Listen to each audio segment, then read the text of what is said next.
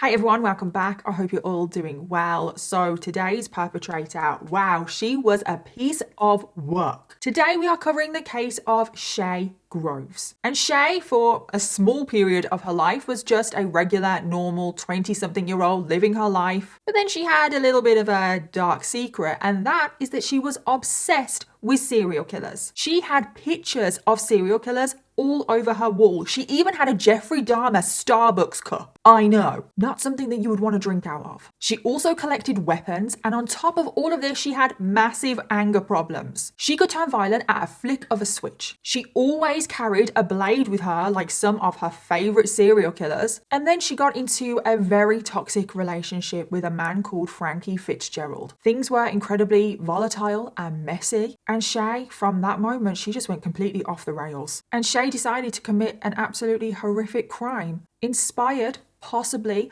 by some of the serial killers that she idolized. And that is what we are going to be getting into today. So let's jump in. So before we get started, I just want to give a huge thank you to today's sponsor, and that is Misplay. So you guys know by now how much I absolutely love playing mobile games. And I know that a lot of you are also big mobile game players. And if you haven't checked out Misplay yet, you definitely should, because Misplay is a free to use loyalty app that makes discovering your next favorite game so easy. With Misplay, you get this huge catalog of mobile games, and I absolutely love just scrolling because I've discovered so many new games on this. But the best part about Misplay is that when you download a game using Misplay and you start playing it, Misplay rewards you. You heard that right. You rack up points as you play, and then you can exchange those points for gift cards from some of your favorite brands, which help contribute to your next Amazon purchase or your grocery shopping or your daily coffee. And some of the games that I have still been playing through the Misplay app are Sudoku and Solitaire Dragons. And then another new game that I have discovered recently is called Mergedom Home Design, which combines two of my favorite elements: merge games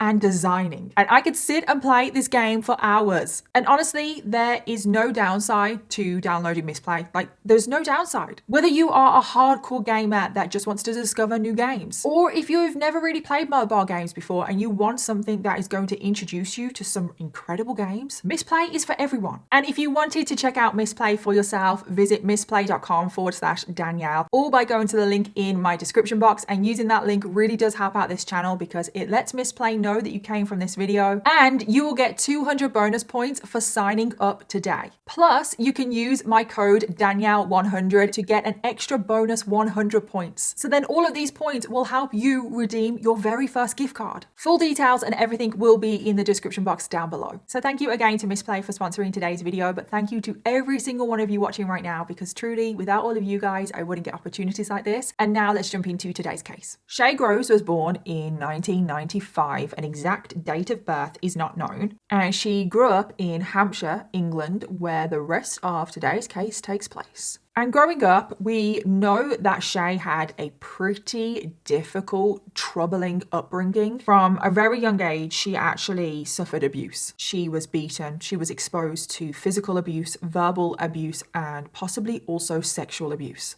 But Shay herself has been pretty vague about the abuse, so I can't tell you anything more than that. But that wasn't the only thing that she suffered during her childhood, because as soon as she went to school, she faced a lot of bullying. Shay was partially deaf and she had to wear hearing aids, and this contributed to the bullying, which makes my blood boil, because she was teased about wearing hearing aids. Something else that she was bullied about is that she would dress differently to the rest of her classmates. She apparently stood out from the crowd because she liked to wear dark clothes and not the regular, colourful or girly colours that society expects you to wear as a child and as a girl. She stood out from the crowd because she wasn't a quote-unquote girly girl. She liked heavy metal music. She liked to wear dark makeup. And people have described her interests as unique. And I'm like, really? Like, there's nothing wrong with that. She also had a fascination with horror movies, especially the character Chucky from Child's Play. Like, she was obsessed with Chucky. to the point where she had a best friend called Lauren, and her nickname that she gave to her best friend was Chucky. But from a very young age, the moment she watched Child's Play and the moment she got obsessed with Chucky, she would not stop talking about the character. And remember this best friend, Lauren, because she does come back up in a big way in this case. But because Shay had quote unquote unique and different interests from the rest of the children that she was around in school, she tended to isolate herself a lot. And when she entered her teenage years, because of all of the bullying that she had already faced in her short life, she started to experience some mental health problems. She would lash out at other kids in her school. She would regularly get into fights. She would always be given detention. She was constantly being excluded from school. She became the trouble kid. She became the nightmare at school. And this is just so obvious that this is in response to the bullying that she has experienced. She's just lashing out because people lash out at her, let alone the fact that she has been suffering abuse from such a young age. So then all of this, her struggles with her mental health, the bullying, the abuse that she's suffering, and now she's also very violent. She's lashing out at people. This is also when Shay starts to experiment with substances. And I'm talking from the ages of 13 and 14. She's starting to experiment with substances. She would drink so much alcohol, and she was experimenting with different drugs as well. And she's just completely going off the rails. And she's only like 13, 14 years old at this point. And just a quick trigger warning here, I am going to be talking about self-harm because this is when Shay started to self-harm. She would take a razor blade to her legs and she would self-harm so she didn't have to think about her life. It was a distraction. It was a way to feel something. It was also around this time where Shay made an attempt to take her own life, but she was unsuccessful. And then later on in her life, so not at this moment, but later on in life, she actually did get a tattoo to cover the marks from where she attempted to take her own life. And then when Shay is 15, so all of that has happened before she's even 15, Shay runs away from home. And she ran away from her home because of the abuse, because of how traumatic it was just to live at home. She's trying to escape the household that is literally her hell. And she spent a short period of her life homeless at only the age of 15. She also spent some time living in youth hostels. And I'm not going to lie, my heart breaks for Shay at this moment. She has gone through so much. She's having to take on so much emotional trauma and try to deal with it on her own at such a young age. But it doesn't stop there because Shay, she's obviously incredibly vulnerable. She's so young, and on top of everything that she's gone through, she now gets into an abusive relationship. And when Shay was in this relationship where the person was abusing her, Shay became even more angry and volatile, and she would lash out even more. And Shay just keeps going from one bad thing to the next. There's just no let up. Shay is still at school at this point, and she is getting more and more out of control at school. She even pulls a knife out on another student in her school. And eventually Shay is referred to a psychiatric treatment unit. And this is where she was diagnosed with complex PTSD as well as bipolar disorder. And this was a result from her childhood trauma. So that was a lot. Shay, there is no denying that she has gone through a lot in her very short life. Now we get to Shay, and she's just left school. She's now in her later teenage years, and things actually start to look up. Things actually get better in Shay's life. She's now out of that abusive relationship that she was currently in, and she finds herself a new boyfriend whose name is Ashley, and he seemed to be really great for her. This was like a really good relationship. He understood her. He understood what she had gone through. He understood what she needed. He gave her support, love. He actually made her happy. And Shay really calmed down. She was not violent anymore. She was actually just happy and at peace. And in April of 2017, Shay is currently 21 years old. This is when Shay fell pregnant and the couple welcome a baby girl. And for quite a while, Shay and Ashley and their new baby, they live this like really happy, perfect little family life. It's reported that Shay was an incredible mother. She doted on her little girl, put her little girl first. She absolutely loved being a mother. And her relationship with Ashley was really strong. It was like such a good thing. And then suddenly it wasn't. And we just don't know what happened. And it's just such a shame because they did seem like a really great couple together. But Shay left the family home. She took her daughter with her. She ended up in a women's refuge and she never returned to Ashley, never had a relationship with him again. And it seemed to have a very negative impact on her life. And I just wonder what happened. I mean, obviously relationships do break down. There's not necessarily any one big thing that happened, but it does just seem like this was the trigger for Shay reverting back to who she was before Ashley. So following the breakup, Shay needs somewhere to stay. And this is where her childhood best friend Lauren pops back up. Because Shay asks her friend Lauren if she can move in with her, to which Lauren agrees. So Shay now lives in a home with Lauren, which is on Botley Drive in Havant, which is just outside of Portsmouth in England. And this is where the rest of today's case takes place. And at first, when Shay moved in with her best friend, things were great. Lauren also had a little girl around the same age as Shay's little girl, so it was like a perfect little setup. They were both raising their first children together. They were best friends. They were there to support one another, help each other through that time. And it was just all new and it was exciting and it was just great. Shay would post all over social media about her daughter, about baking for her daughter, spending time with Lauren's girl, with her own daughter. It seemed like Shay was really proud of her daughter. She actually wrote on Facebook, quote, "Beautiful independent girl with a lot of attitude." And Shay also wrote, quote, "Always be there to guide her," which unfortunately would not be the case. And things went on like this for a while. Everything was all great, peaceful, happy. But then all of a sudden, Shay just went down a very dark path. But her violent side started to come back. She also started showing interest in more violent things as well, and an unhealthy interest in violent things. And this is when she started to develop a very concerning obsession with serial killers. And it wasn't a healthy interest like all of us here, where we're interested in serial killers to see why they turned out the way they have and what could have been done to prevent them from turning into the killer or serial killer. It wasn't an interest like that. Shay wanted to be one.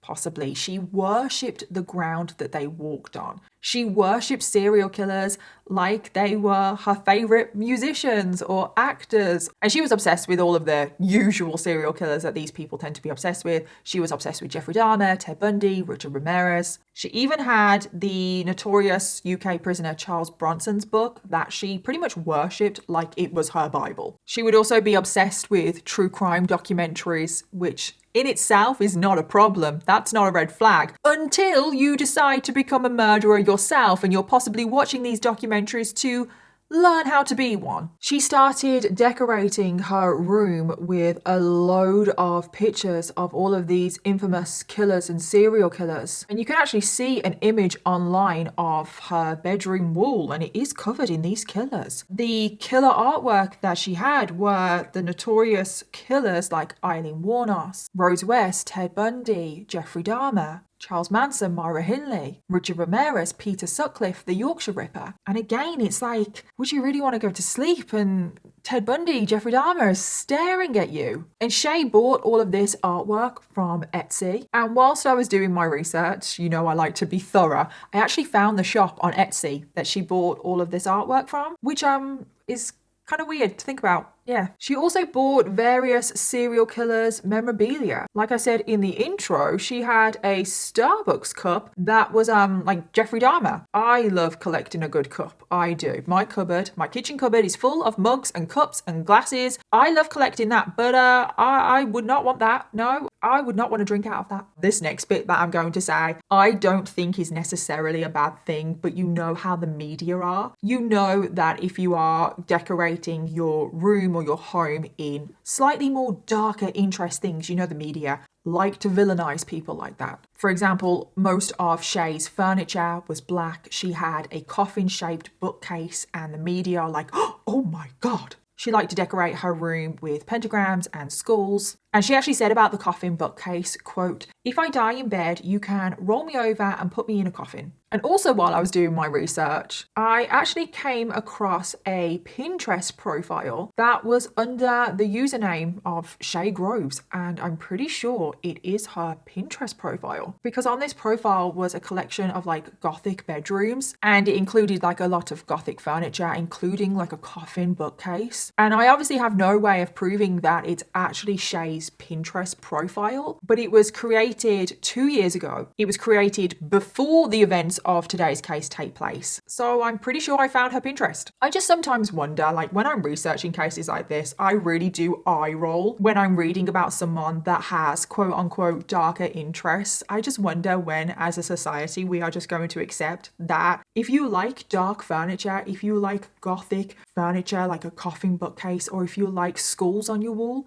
like why does that matter? Like when are we going to get to that place? As long as you are not murdering people or harming people, why does it matter? From this point going forward, Shay would now tell people that she was a goth. Her dress sense changed quite a lot. She was now wearing pretty much all black. She also got a load of tattoos, including tattoos on her face. And her tattoos, again, included things like bat wings and pentagrams and just devil symbols. Shay was also a self-proclaimed pagan. She purchased a Celtic dagger that she would apparently use in spiritual rituals. And I couldn't find any more information out about her paganism, so that is all I can tell you. She also developed what people have described as a very dark sense of humor. She was the kind of person that liked to say things for shock value. She even said herself that her humor was, quote, very dark and twisted and would seem unpleasant to the rest of society. And Shay, to me, like from just obviously my research, she seems to me like she's the kind of person that does like to do things for attention. And that really doesn't surprise me given what she has gone through as a child. I think she does crave attention. She did seem to say very shocking and inappropriate things, and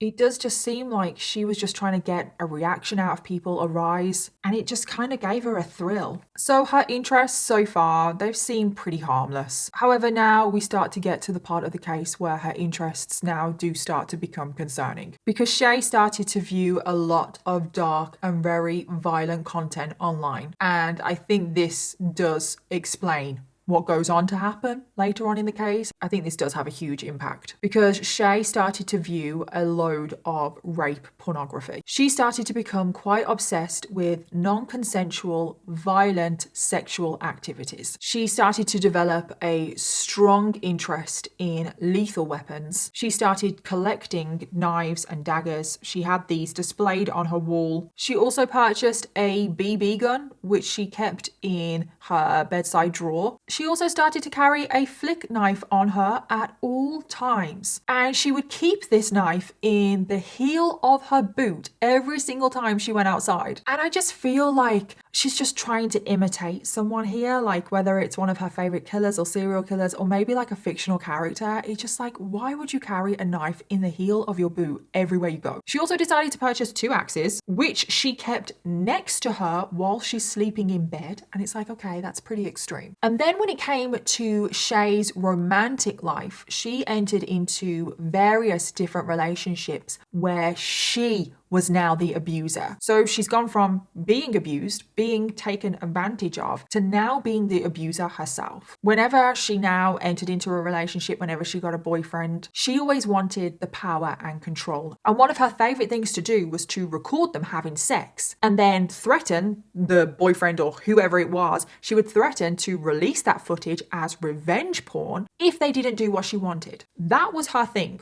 filming sexual activity and using it against the person. However, her dark and abusive side doesn't stop there. Oh no, because it now extends to her best friend, Lauren. Her best friend, her childhood best friend that she has been so close to since she was a child. She now lives with her. They were raising their daughters together. Everything was great. Shay now turns on her best friend. So at this point in Shay's life, she is in a friendship group of 3. There's herself, there's her friend Lauren, and then there's another girl called Vicky. And it's just the 3 of them. The 3 of them would hang out quite a lot together, and they were very close. Shay didn't really socialize with anyone else apart from her 2 best friends. And it was around this time where the dynamic between the friends started to really change. Shay stepped into that abusive, leader kind of role. It's almost like she turned into the bully. She was incredibly manipulative. She would always be telling Lauren and Vicky what to do. And for some reason, Vicky and Lauren just went along with it. They did as they were told. Shay, I think, was a pretty intimidating character. I mean, she was very, very violent, very angry. She could flip that switch at any moment. So there was this really weird power dynamic that had started to develop, and Shay really was the leader. And Vicky and Lauren would do everything that Shay would say. And it wasn't that bad for Vicky because Vicky didn't live with her. Vicky could leave the home, go back to her house and get away from Shay. But for Lauren, the same can't be said for her because she lives with Shay. There was no getting away from her. She's living with Shay 24 hours a day. And I don't think either one of them have a job at this point. And neither one of them really ever leave the house. So Lauren is constantly being monitored and being controlled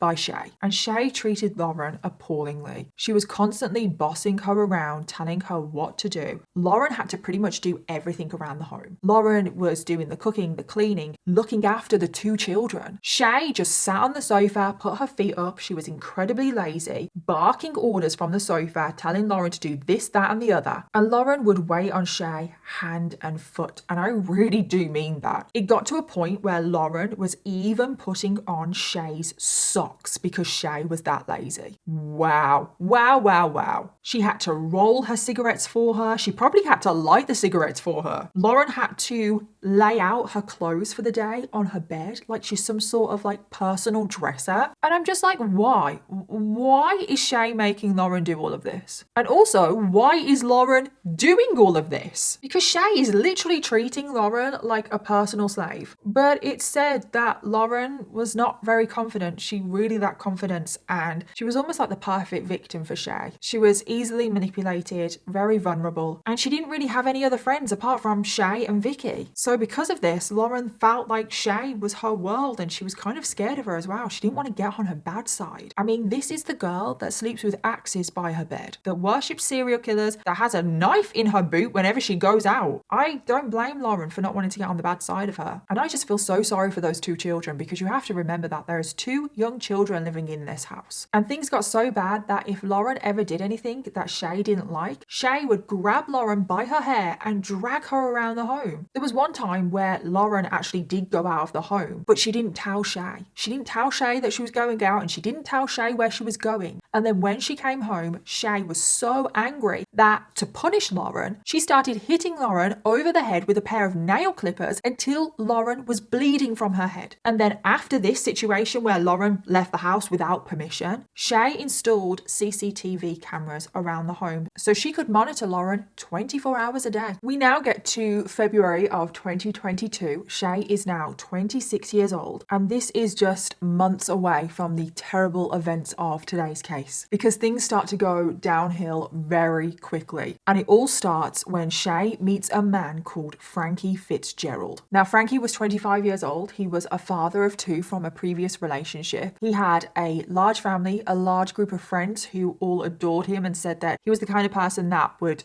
just be there for anyone, do anything for anyone. However, he had gotten in trouble with the law in the past. He was accused of domestic violence, which he was convicted for. And then on one evening in February of 2022, he was out for a night out with his friends, and this is when he met a woman called Shay Groves. And Frankie and Shay, they hit it off straight away. They met on this night, they were talking all night, they exchanged numbers, and they soon entered into a full-blown relationship. But it was mainly just a sexual relationship. The beginning of their relationship, they really did just meet up to have sex. And the 2 of them realized that they had a lot of the same sexual interests. They were both into BDSM, role-playing, filming themselves having sex. And Shay, you know, she's already set up cameras around the house to monitor Lauren. Well, now she set CCTV cameras up in her bedroom to record her bedroom 24/7. So whenever Frankie would come over, they were being recorded. And Shay didn't have to bother like setting up a camera or anything. They were just being recorded recorded 24/7 for whatever encounter that they had. And then they would watch the footage back and critique each other on their performances. And the relationship was basically like this for approximately about a month. But it was after about a month when the relationship started to become incredibly toxic, because Frankie was a very heavy drinker and a heavy drug user. And we know that Shay has struggled with substances, especially when she was a teenager, but for the most part, she's stayed clean. She wanted to stay clean for her daughter. But Frankie, he actively encourages Shay to start drinking again, start taking drugs. He didn't want to drink on his own. He didn't want to do drugs on his own. So he wanted Shay to do them with him. And at first, Shay said no.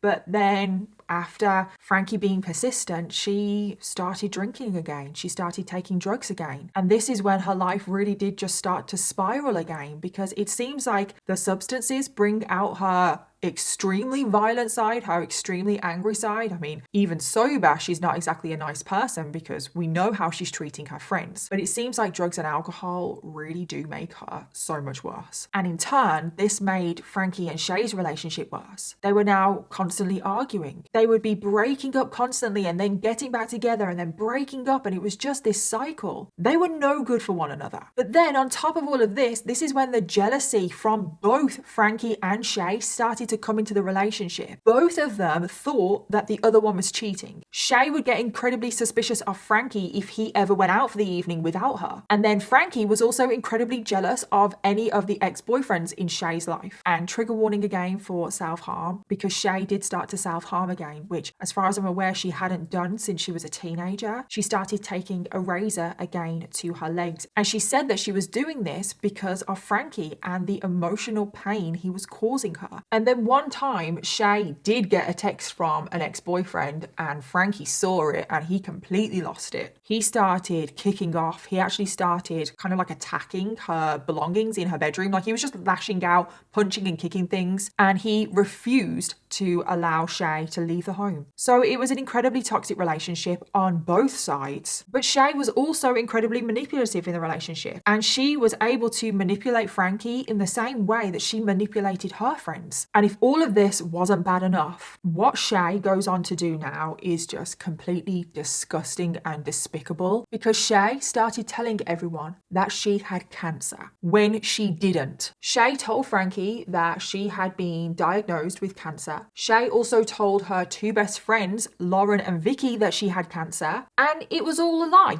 She didn't have cancer, nothing at all. She just wanted attention from people. Shay would even attend medical appointments, undergo tests to keep up this big lie. And I can imagine she was probably going to the doctors and the hospital with fake symptoms to get these tests. And it's just crazy that she was doing this for attention. I mean, I've already said that I do personally think that Shay does everything for attention, and this just further proves that. But there was also another motive behind her faking cancer to everyone, and that was money. She wanted sympathy from people, and she would go round any friend that she could, and Frankie, and beg them for money for her cancer medical treatment. But obviously she doesn't have cancer, so Shay was just pocketing that money for herself. And I'm like, wow, faking cancer is bad enough as it is, but then you fake cancer to rob your friends. That is some bad karma that is coming your way. So the relationship between Shay and Frankie now enters into the second month, and things are now moving incredibly fast. The relationship is still sexually dominated, and this is when Shay and Frankie decide to push the boundaries of their relationship a little bit more, and they enter into a sex contract. And this was like a proper contract. The contract was also signed by Vicky, Shay's best friend, as a witness. And the contract said various things, but basically in the contract, it allowed Frankie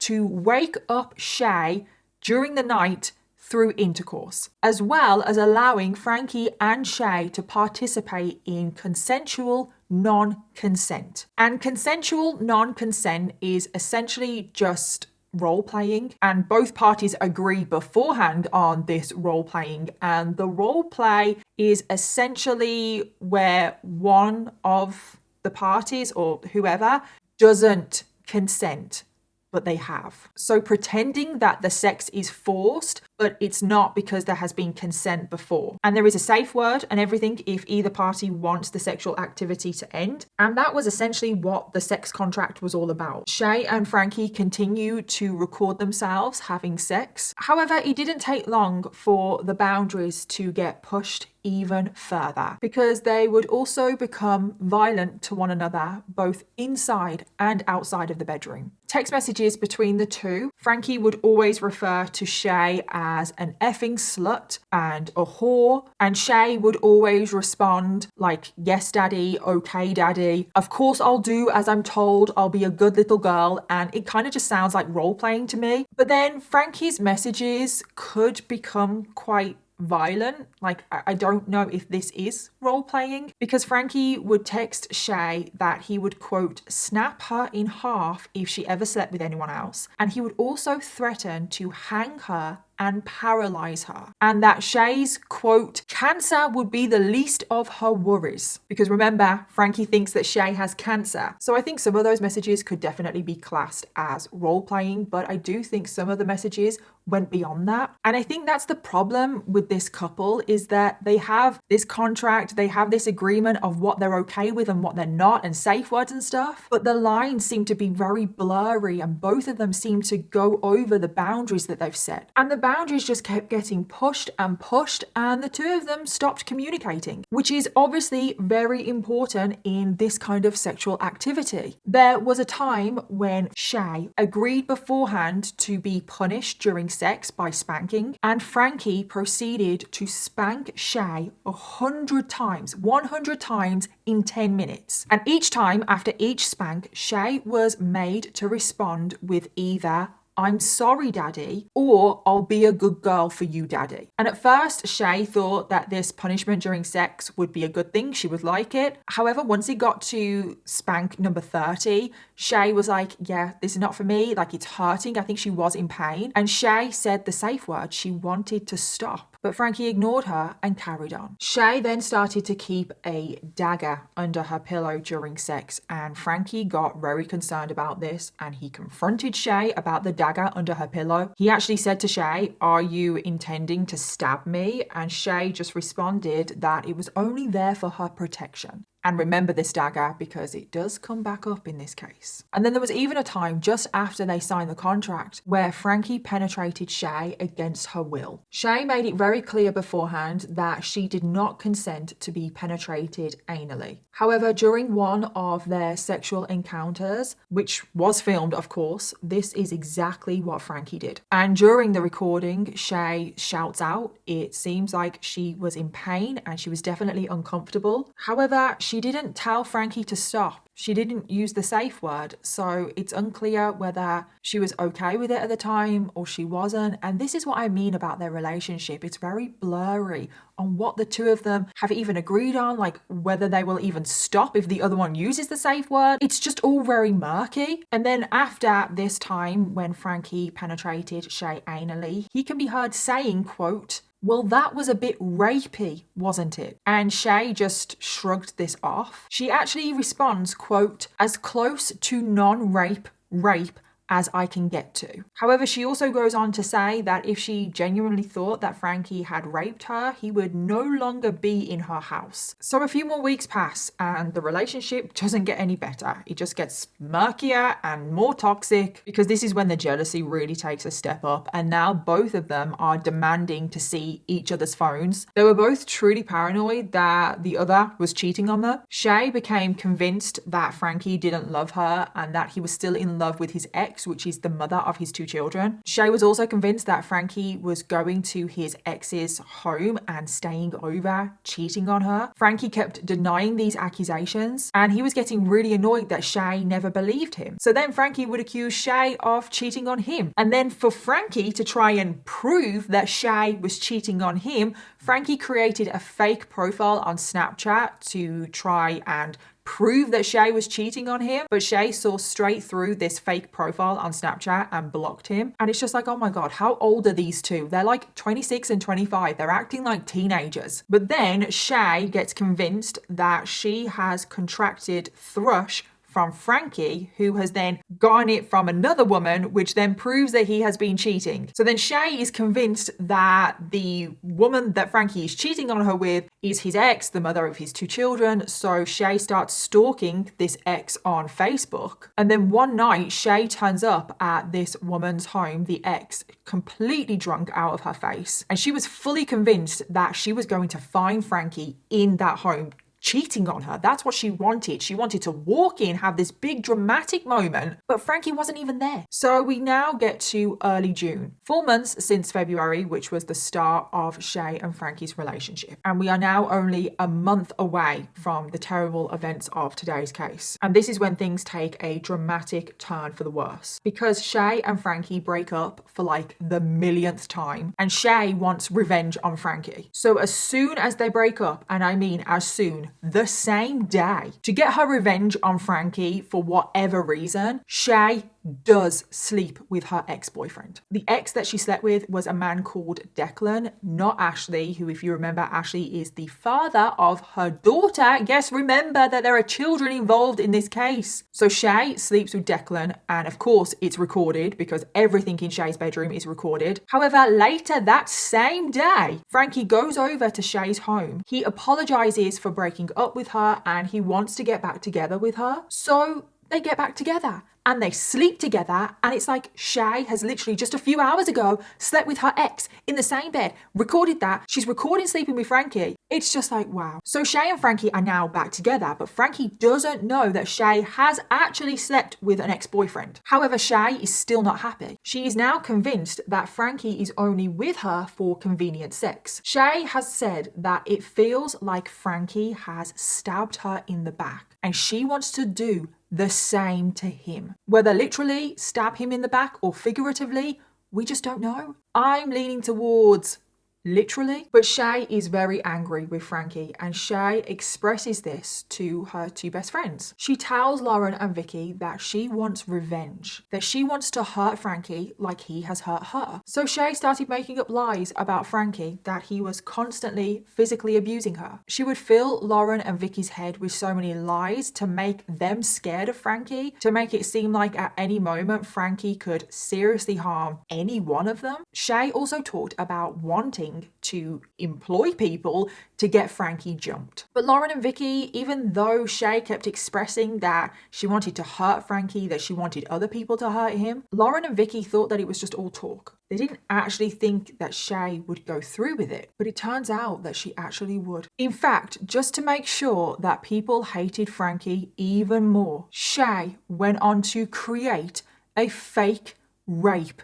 video. As we know, Shay records every single one of their sexual encounters, including the times when Frankie spanked her too many times, the times where Shay actually did say stop, she used the safe word, and the time where Frankie penetrated her anally against her will. If you remember as well, the couple participate in role play of consensual non-consent sex. So Shay collected the footage from these different encounters, edited them in a way where it looked like Frankie was raping Shay. And Shay showed this to her friends Lauren and Vicky, and they were horrified. But not just that, Shay would now go on to use this fake rape video to blackmail Frankie. She showed the rape video that she had made, she showed it to Frankie, and she said to Frankie that if he ever did anything that she didn't like, she would release the footage. She would publish it all over social media. And this is not the first time that Shay has threatened revenge porn. And despite these threats of blackmail, Frankie stays with Shay. Now, I do wonder, is he staying with Shay because of this blackmail? Like, was that one of the things that Shay said? So now we get to the beginning of July, which is just a week away from the terrible events of today's case. And this is where things get even messier, because this relationship between Shay and Frankie is so messy. But now Shay actually is cheating on Frankie, because that time where she slept with her ex Declan, she continues on sleeping with him, even though she's now back together with Frankie. So Shay is actually now cheating on Frankie, which is what Frankie has been accusing her of all of this this time, and now she's actually doing it. She would have sex with Declan in her room, record everything, and then say goodbye to Declan, and then she would invite Frankie over a few hours later, have sex with him in the same bed, record everything, and it's just like, what the hell? There were even times when Declan and Frankie were in the house at the same time, and I'm like, what the actual hell? There were times when Declan was upstairs and Frankie was downstairs, and Shay employed the help of her two best friends, Lauren and Vicky, to make sure that the two of them never met. And I'm like, how did she even do that? How did she have one boyfriend upstairs, one boyfriend downstairs, and how did the other one not know? I don't know if she was sleeping with them. I don't know if she was sleeping with one upstairs and then one downstairs. I don't know that, but still, it's so messy. It's like something that you would see on a sitcom. It just doesn't even seem real. And at this point, Frankie was just really depressed. He was fed up of his relationship with Shay, but he didn't break up with her. Neither one of them actually wanted to leave the other. They had this like toxic hold over one another. Plus, obviously, Shay is threatening the revenge porn, which is not really even revenge porn. I mean, obviously, it's like a fake rape video. At this point, Frankie had asked Shay to remove the cameras from the bedroom because he didn't trust her anymore. I mean, she had used this footage to create this fake rape video, and he didn't trust that she wouldn't do it again. And the fact that these cameras are removed, remember this. However, there's still cameras everywhere else. And the cameras in the rest of the home, in the kitchen, in the living room, pick up some very questionable conversations. Shay would openly talk about the fact that she wanted Frankie beaten up. She was also admitting to the fact that she would cut her own face to make it look like she was a victim of domestic violence. So no one would suspect her in getting Frankie beaten up because she is a victim of domestic violence. Their sexual activity was also again pushing the boundaries even more. There was a time where Frankie, quote, fisted and sunflowered Shay, and if you don't know what that is, Google it. And then, just like out of the blue, this has nothing really to do with the case, but I had to mention it. A few days later, on the 8th of July, there was an accusation that Shay's daughter, who is currently 5 years old, she was abused by Vicky's son, Vicky, the best friend. Her 7-year-old son was accused of abusing Shay's daughter. And I'm like, what the hell? And I don't know what happened with that. Don't know any details, but I had to include that because, again, I just want to remind you all that there are children in this house when Shay is acting like this, and obviously her daughter is now possibly being exposed to abuse from somebody else. It's just all a mess. But things don't stop there. On the 14th of July, which is just 2 days before the events of today's case, Shay and Frankie have a pretty wild evening together. They had both been drinking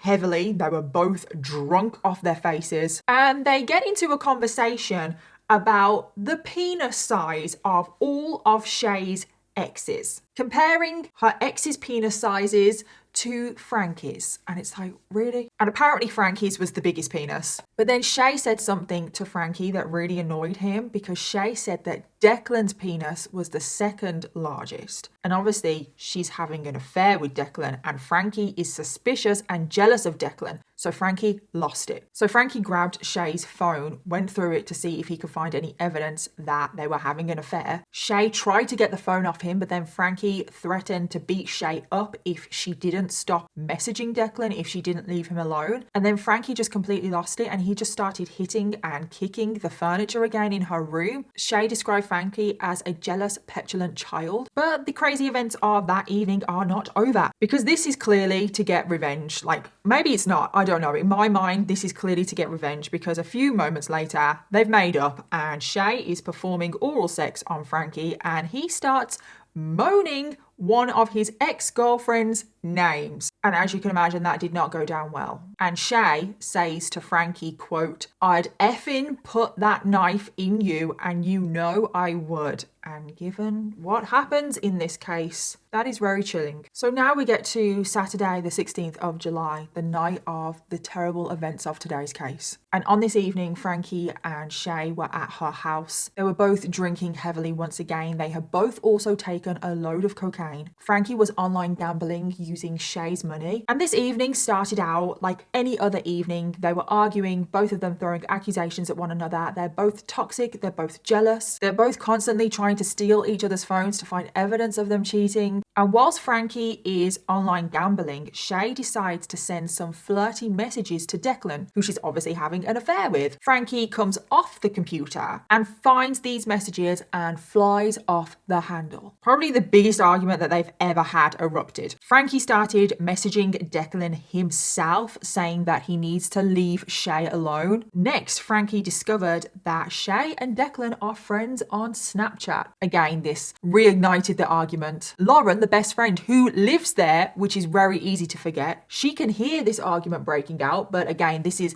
nothing unusual for the couple because they're arguing every single time they're together. And again, I just want to remind you that Shay's daughter and Lauren's daughter live in this house. Nobody cares about these children. But this argument, it did seem particularly bad, so Lauren messages Vicky saying that, oh God, it's really getting out of hand now. But that wasn't even the worst of it. It was about to get so much worse. Because at this point, after all of the arguing, Frankie had had enough and he'd gone to bed. So whilst he was asleep, Shay decides to go through his phone again. And Shay goes through his Facebook account, and this is when Shay finds a message from Frankie to a 13-year-old girl. Yeah, Frankie had been messaging a 13-year-old girl. Or at least that is what Shay thought. And Shay was outraged. Oh my God, my boyfriend is a paedophile. What the hell am I going to do? However, it turns out that Frankie was not a paedophile. And this is a pretty confusing situation, and I'm going to try and explain it as simply as possible, but it's just confusing. So the 13-year-old girl was actually a 17-year-old girl, which is still not okay because Frankie is 25 and this girl is 17. So how this situation came about is that this random Facebook account with no profile picture messaged Frankie out of the blue and messaged him a very flirty message. Frankie at that point in the beginning had no idea how old this person was. And Frankie messages back and asks, "Who is this? How old are you? Blah, blah, blah." The person, the anonymous person, says that they are 13 years old, which was a lie because that person was actually 17 years old. So I don't know why they would say they're 13, but anyway, they messaged Frankie saying that they were 13. And as soon as Frankie found out that this random person who messaged him out of the blue was 13, he immediately blocked them. So there was no messages really between Frankie and this 17-year-old girl pretending to be a 13-year-old girl. But Shay didn't even stop to consider that. She really did just jump to conclusions. She didn't even try and wake Frankie up because you remember he's asleep. She doesn't try and wake Frankie up and ask him about this. She just thought, okay, so my boyfriend is messaging a 13-year-old girl. He is a paedophile and I need to do something about it. And now we get to the tragic events of today's case. Because at around 3 a.m. in the morning, Frankie was still asleep in bed. Shay went upstairs. She entered her bedroom and she picked up the Celtic dagger that she would keep on her coffin bookcase. And then she used this knife to stab Frankie in the neck. She gave Frankie no attempt to defend himself. She gave him no warning. She didn't even ask him to explain the situation with this supposed 13-year-old girl. She just stabbed him in the neck in cold blood whilst he was asleep. And sadly, this one stab wound, it tore through his neck. The back of his throat was opened internally. There was so much blood. His left internal jugular vein was completely severed. His left common carotid artery was also severed. And this meant pretty much instant death. And this was the moment where 25-year-old Frankie Fitzgerald lost his life. But did things end there? No, they didn't. Because even though Frankie is now dead, Shay raised her dagger again and stabbed Frankie a further 19 times in the chest and heart, which was complete overkill because he was already dead. I mean, stabbing someone 19 times anyway was overkill, but wow. And then after this cold, brutal murder, Shay stood over Frankie's body and had to decide what to do. And this is when Shay realized that her true crime obsession, her obsession with serial killers, will come in handy. She had idolized serial killers for so many years. She had read everything that she possibly could on them, read their books. And because of this, Shay thought that she knew how to get away with this. First, she needed to clean up the crime scene. She wiped away the blood. She attempted to change the sheets. However, it seems like her knowledge on true crime really did fail her pretty much straight away. She didn't know what to do with Frankie's body. And from this moment on, she started making one incriminating move after the other. Because this is when Shay decided to involve a ton of people in what she has just done. The first thing she did was phone Ashley, who is the father of her child. She told Ashley straight away that she has murdered Frankie, didn't beat around the bush or anything, and she said to Ashley, what should I do with the body? To which Ashley said that she should wrap the body in bin bags and bury it in the garden. Next, Shay decides to wake up Lauren, who obviously lives there, and she showed Lauren the body, which I can't even imagine that. Like, can you imagine? You're just sleeping and then all of a sudden your housemate wakes you up and shows you a dead body because they've just murdered somebody. And because Shay has Lauren completely under her control, she makes Lauren help her clean up the mess. And Lauren agreed to do this. So Lauren started putting bin bags under Frankie's body. And then we get to the next morning. At this point, it was around 7 a.m., which is approximately 4 hours after the murder. And Frankie's body is still lying in Shay's bedroom on the bed. And Shay and Lauren don't really know what to do. So what does Shay decide to do? Well, she decides to FaceTime her other best friend, Vicky. And on the video call, in the background, Lauren can be heard saying, are you going to tell her? Are you going to tell her? And Vicky is like, tell me what? Tell me what? You have to tell me now. Tell me what? So without saying a word, this is when Shay flips the camera and just shows Vicky Frankie's body on the bed. And then Shay bursts out giggling. She seems to think that this whole thing is just one big joke. And in the background, Vicky could hear Lauren saying, I'm going to crack, I'm going to crack, I can't do this, I can't lie about this. To which Shay turns on Lauren and says, what do you mean you're going to crack? You can't crack, you're an accomplice. So then Shay starts to say to Lauren and Vicky the reason why she murdered Frankie, and that is because he was a paedophile. He was messaging a 13-year-old girl. Shay started telling Lauren and Vicky that Frankie was a paedophile and he deserved what he got. And that neither of them had to worry because it would just look like he'd taken his own life. And I don't know why she thought that. Like, he's been stabbed 19 times in the chest. How are the police ever going to believe that Frankie did that to himself? So I really don't know what is going through her mind at this point. Then Shay changes her mind and says that she wants to bury the body in the back garden, and could Vicky come over to help them? And at this point, Vicky was mortified. And Shay asks Vicky, we're still friends, aren't we, Vicky? To which Vicky doesn't respond. The call ends around 10 minutes later, and Vicky, once the call has ended, immediately dials 999 to tell the police what Shay has done. And at 8 a.m. on Sunday, the 17th of July, 2022, police arrive at Shay's home in Hampshire. And when Shay opens the door, they are greeted by Shay. She's in a pink dressing gown, smoking a cigarette like she doesn't have a care in the world. They walk into the kitchen. The police start questioning Shay. And you can see all this footage online. It's crazy. Soon afterwards, the police walk upstairs and they find Frankie's body. It's still on the bed. They find him wrapped in a duvet. There is a pillow covering his face, and there were bin liners placed underneath his body. And this is when Shay was immediately arrested on the suspicion of murder. But not just that, they also arrest the housemate, Lauren. So the police immediately start their investigation and they question Shay, but she replies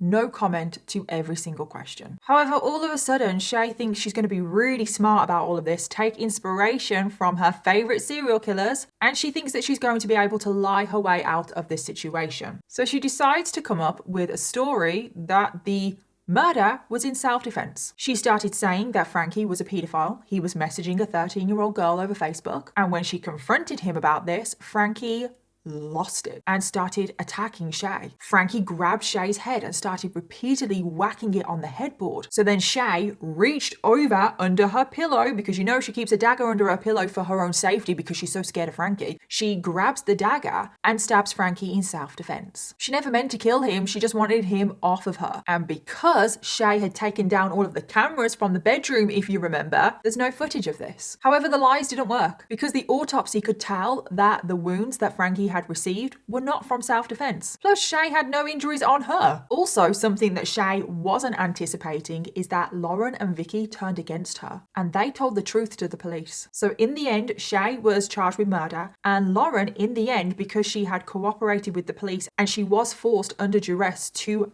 be an accomplice, she was released. And then in January of 2023, this is when Shay's trial began. And it was being held in Winchester Crown Court, which ironically was the exact courtroom that Rose West's trial took place in. And that is actually a big reason why I wanted to cover this case, because the trial took place in Winchester, and I actually lived near Winchester for 7 years. So this case kind of felt close to home, even though I don't live there anymore. But anyway, Shay, in the trial, she took the stand to give her own testimony, and she was still pushing the self-defense story. However, the jury weren't buying her defense. I mean, why would you? And she was found guilty, and she was sentenced to life in prison, and she has to serve a minimum of 23 years. Now, in the aftermath of this case, the media really did go crazy with the whole, oh my God, this true crime fan has turned killer herself. Did she want to become a serial killer? There has been a lot of speculation on whether Shay wanted to follow in the footsteps of her idols. And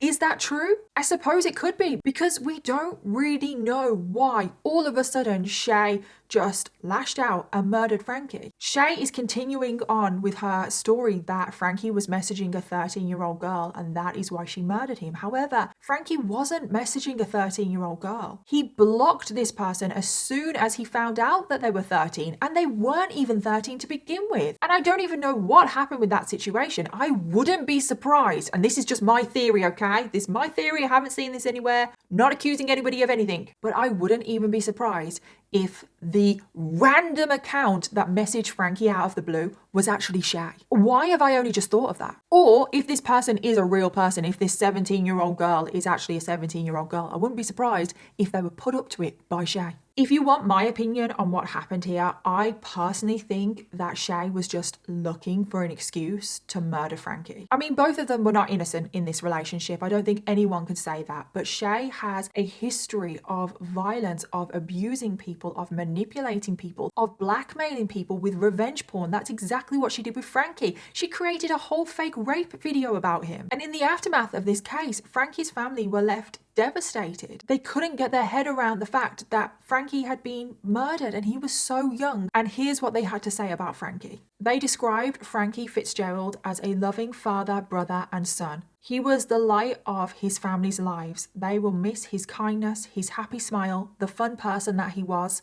And they said that he had a heart of gold, and no matter what was going on, he would always be there for you. He was taken far too soon, and he was only 25 years old. So that is the end of today's case. As always, let me know your thoughts, theories, and opinions. And don't forget to leave me your case suggestions in the comments down below, because I always want to know what you want to hear next. Thank you again to Miss Play for sponsoring today's video, and I'll see you all in my next one. Bye.